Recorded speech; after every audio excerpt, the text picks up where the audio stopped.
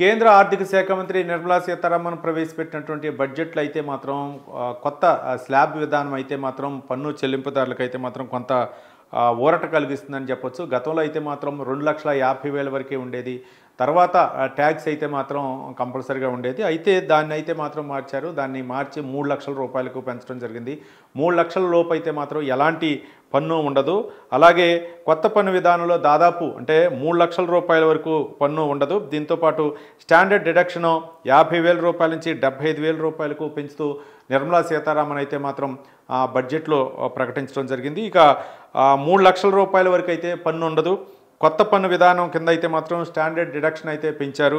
మరోపక్క 3 లక్షల రూపాయల నుంచి 7 లక్షల రూపాయల వరకు అయితే మాత్రం 5%, ఇక 7 లక్షల రూపాయల నుంచి అయితే మాత్రం 10 లక్షల రూపాయల వరకు అయితే 10%, ఇక 10 లక్షల రూపాయల నుంచి 12 లక్షల రూపాయల వరకు అయితే మాత్రం 15%, ఇక 15 లక్షల రూపాయలను మించి ఆదాయం ఉంటే మాత్రం 30% పన్ను అయితే చెల్లించాల్సి. ఇక కొత్త విధానంలో అయితే మాత్రం 17,500 పన్ను ఆదా అవుతుందని చెప్పడం జరిగింది. మొత్తానికి స్టాండర్డ్ డిడక్షన్ 50,000 నుంచి 75,000 రూపాయలకు పెంచారు. అయితే గతంలో అయితే మాత్రం 2,50,000 వరకే ఉండేది పరిమితి. అయితే మాత్రం 3 లక్షలకు పెంచడం జరిగింది. 50,000కి పెంచారు. గతంలో ఒకసారి చూసినట్లయితే 2,50,000 వరకు అయితే మాత్రం ఎలాంటి పన్ను ఉండేది కాదు.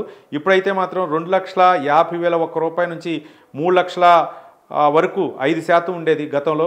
ఇంకా 3 లక్షల వరకు అయితే మాత్రం ఏమి ఉండదు. 3 లక్షల నుంచి అయితే మాత్రం 5% ఇప్పుడు పన్ను అయితే ఉంటుంది. ఇక 3 లక్షల రూపాయల నుంచి 3 లక్షల ఒక్క రూపాయి నుంచి 5 లక్షల వరకు అయితే మాత్రం 5%, 5 లక్షల రూపాయల నుంచి 6 లక్షల వరకు అయితే 10%, 6 లక్షల ఒక్క రూపాయి నుంచి 7,50,000 రూపాయలకు 10% ఉండేది. ఇక 7,50,000 ఒక్క రూపాయి నుంచి 9 లక్షల వరకు అయితే మాత్రం 15%, 9 లక్షల ఒక్క రూపాయి నుంచి 10 లక్షల వరకు అయితే మాత్రం 15% పన్ను అయితే మాత్రం ట్యాక్స్ ఉండేది. ఇది గతంలో ఉన్నటువంటి ట్యాక్స్ విధానం. ఇప్పుడున్నటువంటి స్లాబ్ విధానం అయితే మాత్రం మార్చడం జరిగింది. దీన్ని మినిమం అంటే దాదాపు 3 లక్షల రూపాయల వరకు ఆదాయానికి అయితే మాత్రం ఎలాంటి పన్ను ఉండదు. 3 లక్షల ఒక్క రూపాయల నుంచి అయితే మాత్రం పన్ను విధిస్తారని చెప్పడం జరిగింది.